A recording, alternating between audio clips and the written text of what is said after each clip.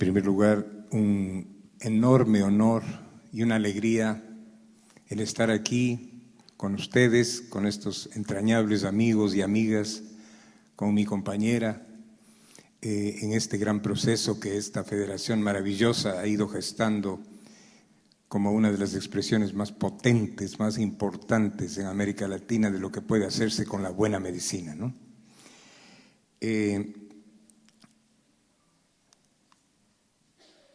Es un gran honor volver a un congreso de la Asociación de Medicina General de la provincia de Buenos Aires. Indudablemente que hay una visión innovadora, pero con un pensamiento crítico. Eso es inédito. Eso es inédito y yo creo que ya desde congresos anteriores, como fue el de Villa Gesell, el situar el pensamiento crítico como base para la transformación del sistema de salud era un elemento sumamente importante. Estoy haciendo bolas aquí con la… Como ustedes tal vez saben, algunos de ustedes saben, la vida me ha colocado desde hace un año en la responsabilidad de dirigir una de las más importantes productoras de posgrado, universidades de posgrado de mi país. Y en primer lugar tengo el encargo específico de ese colectivo de referirles el orgullo que América Latina tiene de esta federación, de lo que ustedes hacen, y que sin duda pues eventos como este, con las características que aquí se han descrito, son un tema absolutamente, son un camino muy importante y fundamental.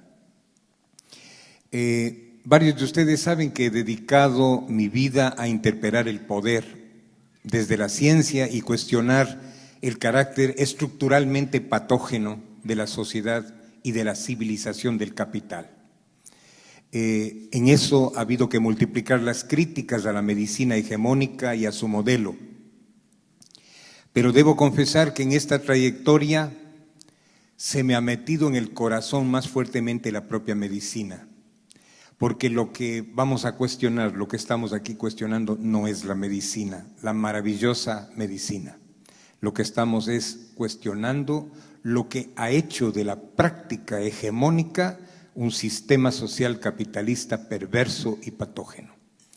Yo amo la medicina, respeto profundamente nuestro oficio y sueño con que un día nos saquemos de encima este modelo fármaco-biomédico para poder ver toda la plenitud de las potencialidades que la medicina cumple. Hace unos días en Buenos Aires decía que estos años de lucha contra el neoliberalismo y el funcionalismo han acrecentado mi respeto por la medicina y por todas las profesiones que integran el equipo de salud. Y he pensado y expresé una metáfora con la cual explicar esta heroica tarea que hace la medicina en nuestras sociedades. Yo decía que el equipo de salud actuando y los médicos y médicas del mundo actuando son como sería un joven que se sitúa junto al Paraná en contracorriente, quiere hacer mover un barquito de papel, quiere empujar un barquito de papel en contracorriente y el flujo enorme que viene en el sentido contrario niega esa ímpetu, esa pulsión de avanzar. Los servicios de salud son eso. Estamos trabajando heroicamente en esos servicios de salud, haciendo buenos diagnósticos, atendiendo a esos pacientes, estableciendo unas terapéuticas adecuadas. Sin embargo, nos enfrentamos al tsunami de una producción masiva de problemas de deterioro de la vida que no dejan ver el efecto neto, real de lo que es el servicio de la salud. Lo que miramos es el efecto final de un ímpetu por la vida, de una lucha heroica por la vida que desarrollamos en los servicios de salud, cuando todo ese enorme tsunami se va en sentido contrario. Entonces, creo que evaluar cómo han fluctuado las tasas de morbilidad, de mortalidad, cómo va desarrollándose. Hace un rato escuchaba la importante acción que se hace en el campo de la tuberculosis multidrogo resistente, etcétera. Y si tomamos todos los ejemplos del mundo, todo lo que los pediatras hacen con esos niños, todo lo que en el campo obstétrico se hace para desarrollar y proteger y evitar la muerte materna, todo lo que se hace para prevenir y atender los problemas de cáncer o de toxicidad masiva.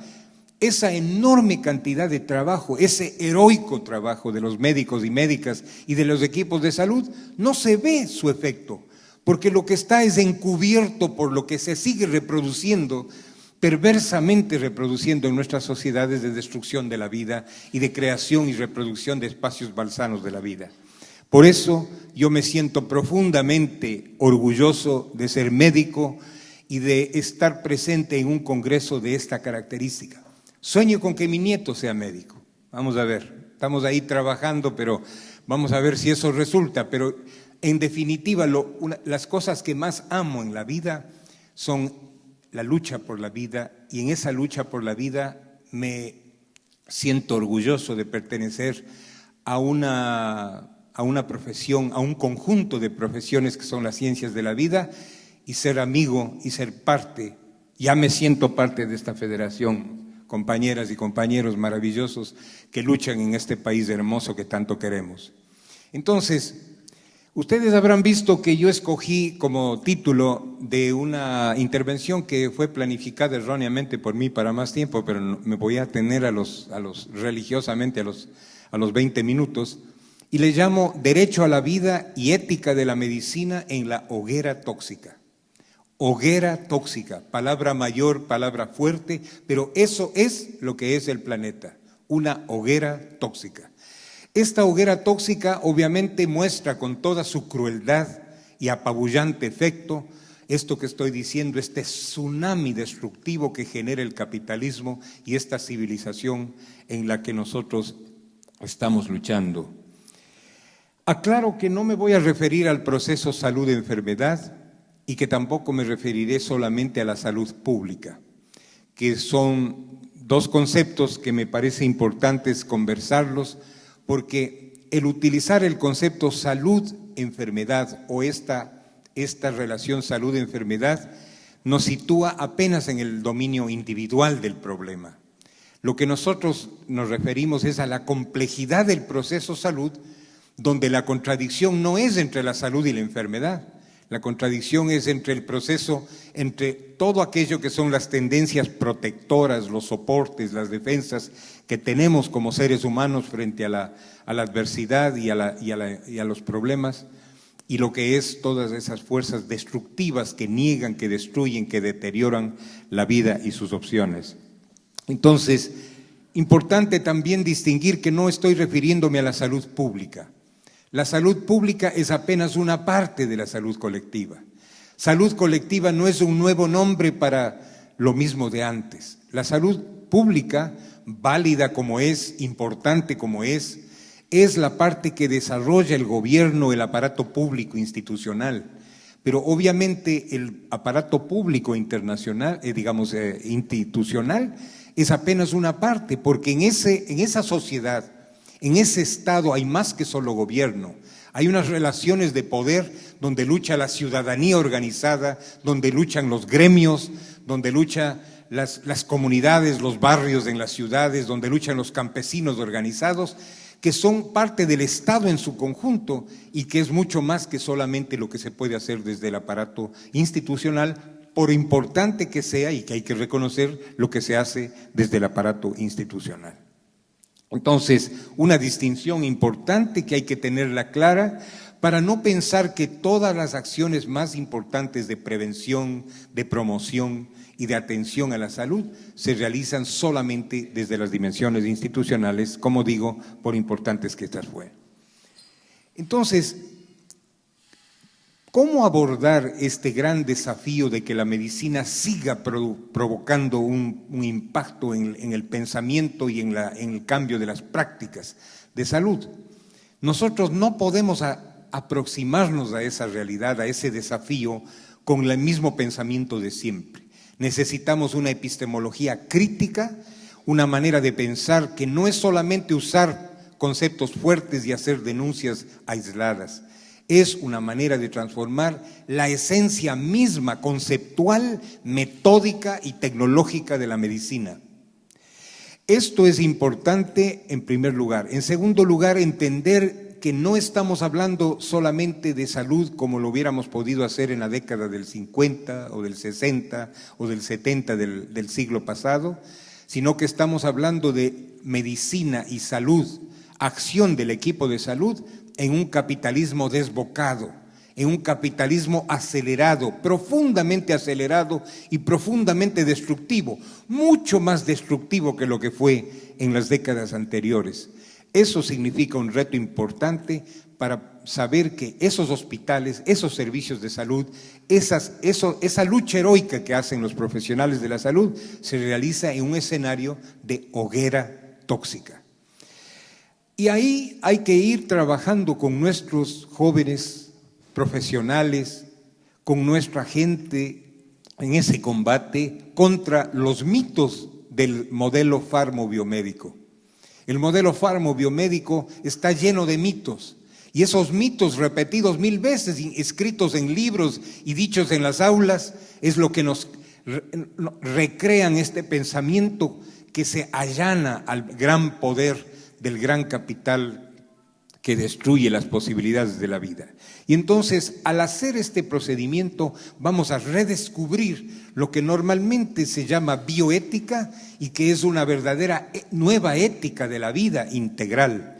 Y obviamente una reconstitución del propio derecho a la salud y entender cómo pueden hilvanarse los trabajos que hacemos desde una salud colectiva pujante, rigurosa, crítica, científicamente sustentada, con lo que es también el trabajo que se hace desde la clínica, desde la cirugía, hermanadamente, no divorciadamente, no una salud colectiva por un lado y no una medicina y un ejercicio profesional de la salud individual por otro, sino profundamente articulados. ¿Y dónde se puede hacer eso?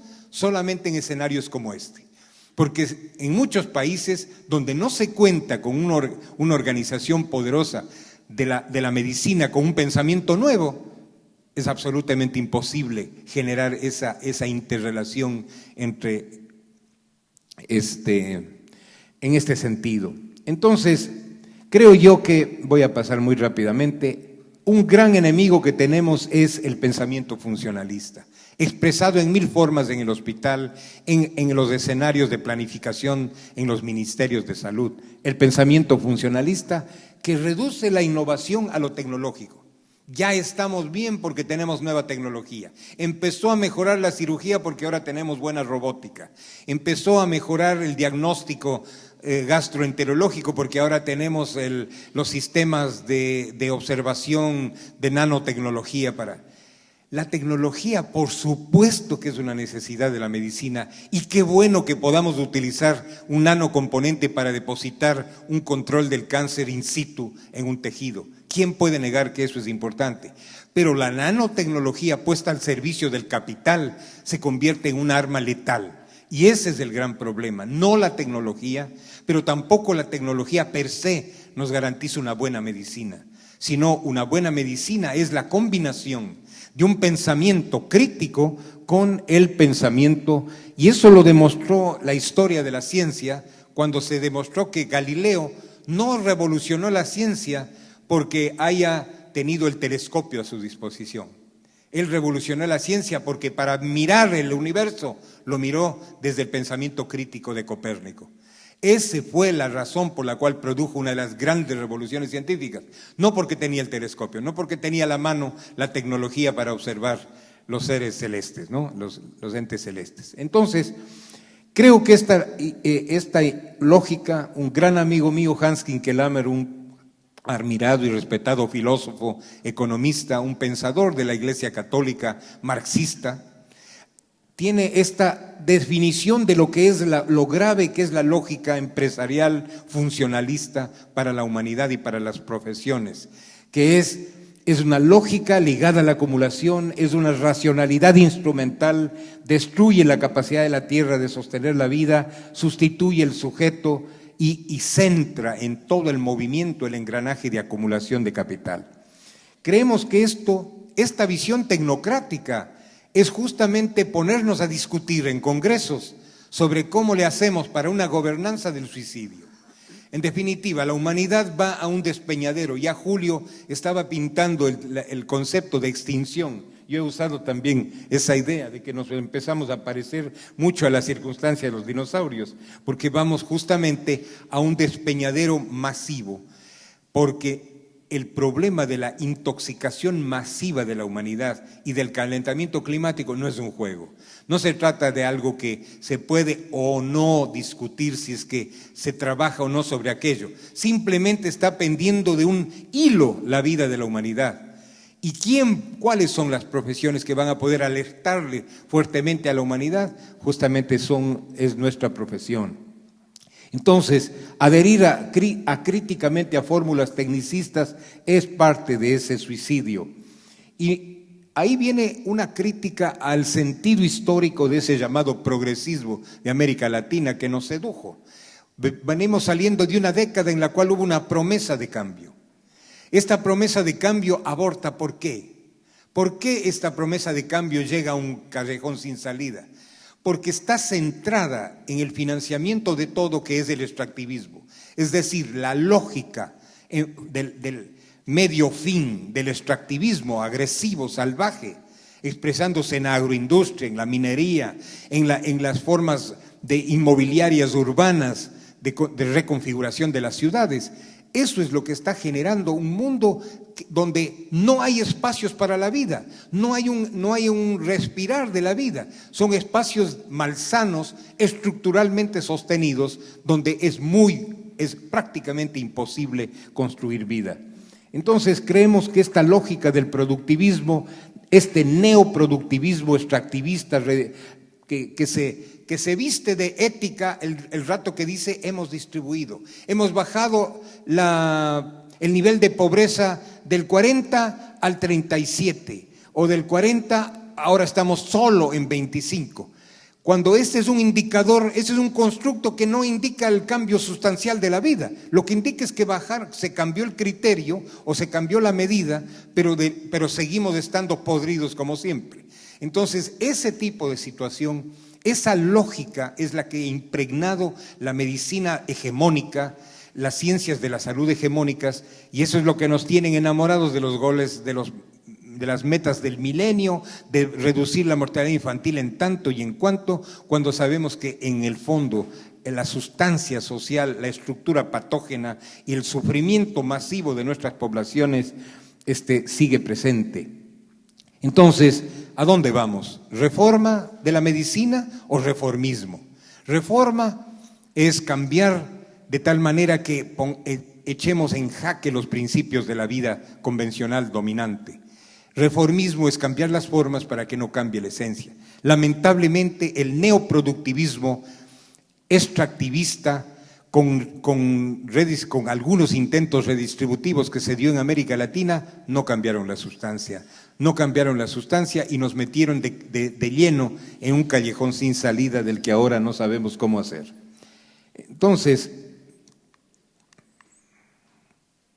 tenemos que hablar de un proceso de innovación y esto significa asumir un pensamiento complejo en el cual, por un lado, tengamos que introducir en la medicina, en los estudios, en las facultades, en las mallas curriculares, un proyecto histórico real de cambio de las condiciones de la vida.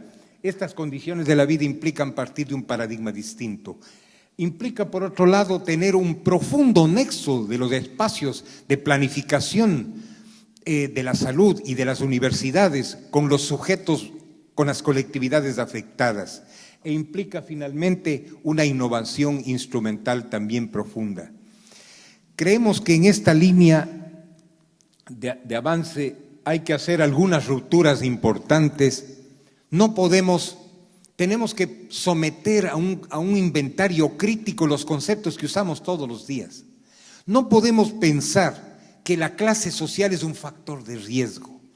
No podemos pensar porque factor de riesgo nos introduce en una lógica probabilística de una discrecionalidad que no está en la sociedad. La clase social no es un factor de riesgo, es un elemento inherente a la vida de una sociedad profundamente explotadora y destructiva, donde ese no es un factor de riesgo, riesgo es una cosa que puede o no estar, que es eventual sí o no. Cuando nosotros estamos hablando de procesos destructivos inherentes a la destrucción de la vida y del futuro de la humanidad, nos preocupa esa terminología laxa y creemos que hay lamentablemente una gran ceguera académica, porque se cree que porque usamos algunos conceptos sociales, estamos ya entrando a trabajar con nuestros estudiantes, con nuestra juventud en los servicios, con nuestro equipo, estamos trabajando ya una visión distinta. Hay una ceguera académica, hay un analfabetismo científico, también se ha llamado. Este analfabetismo científico es que en medio de estar rodeados de las revistas de alto impacto y estar al día con la bibliografía internacional y estar estudiando aparentemente o estar en la punta, en la frontera del conocimiento, sin embargo estamos en un verdadero oscurantismo sobre los grandes y profundos, el proceso de determinación social, que como en América Latina se ha debatido profundamente, no es los determinantes sociales de la salud. Este es un gran error, ya termino, con el que quiero terminar.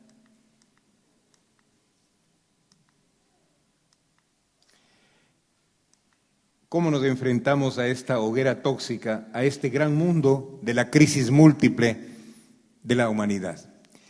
¿Qué es la crisis múltiple de la humanidad este rato en salud? Y la crisis de la vida.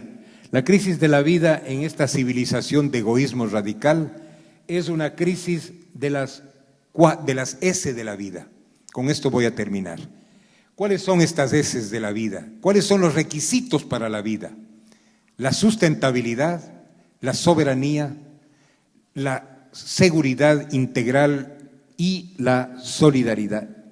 Estos elementos de ser sustentable, soberana, solidaria, tienen que estar en el sitio de trabajo, en el espacio doméstico, en la construcción de la ciudad, en la forma como funcionan las fábricas, la forma como se desarrolla la agricultura, los espacios de trabajo, los espacios de consumo, en la cultura, en el diseño de la economía. Es decir, las 4 S de la vida son las que están sistemática y estructuralmente destruidas por el capitalismo. Esa civilización salvaje del capitalismo es la que destruye las 4 S de la vida y en eso radica justamente la singularidad del capitalismo de hoy, ligado a las formas más aceleradas de destrucción. Hay una crisis de sustentabilidad, no puede sostenerse la vida en el planeta. Hay un mito lucrativo de que los agrotóxicos son indispensables para alimentar a la humanidad, gran mentira.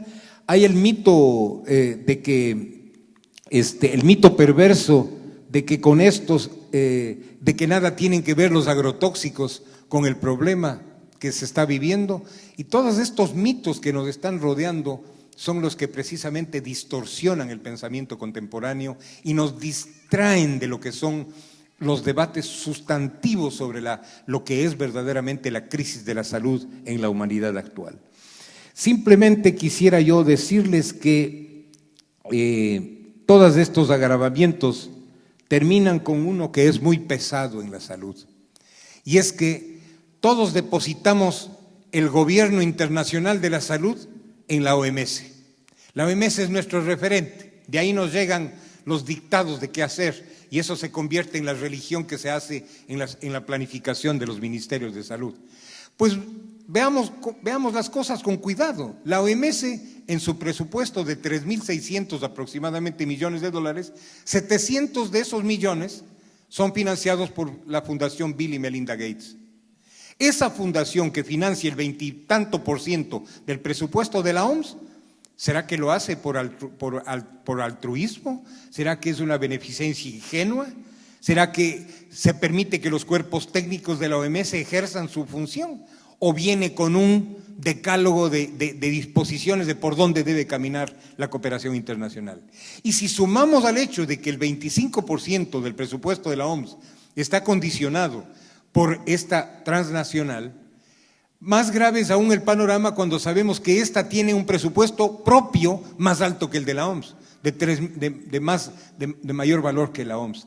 Es decir, la cooperación internacional, la soberanía en salud está en soletas. No se cumplen ni en nivel institucional.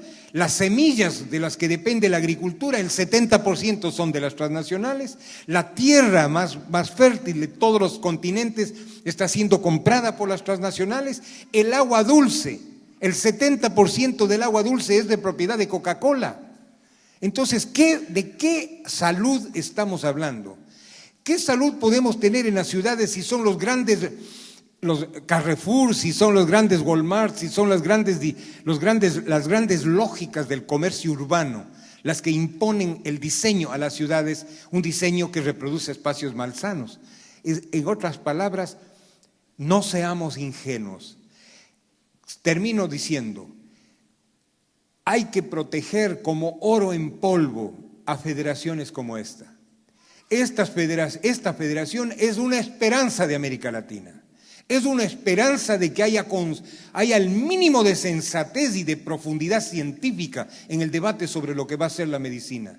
Si ustedes se dejan derrotar, si ustedes se dejan desplazar, estarían creando un vacío no solamente en Argentina, sino un ejemplo que ojalá se internacionalice, porque esto es lo que se debe reproducir en el campo de la lucha, desde el campo sanitario individual y sumarlo a todo lo que hacemos en los laboratorios, en los trabajos de campo de quienes estamos luchando en los ámbitos más amplios de la salud colectiva.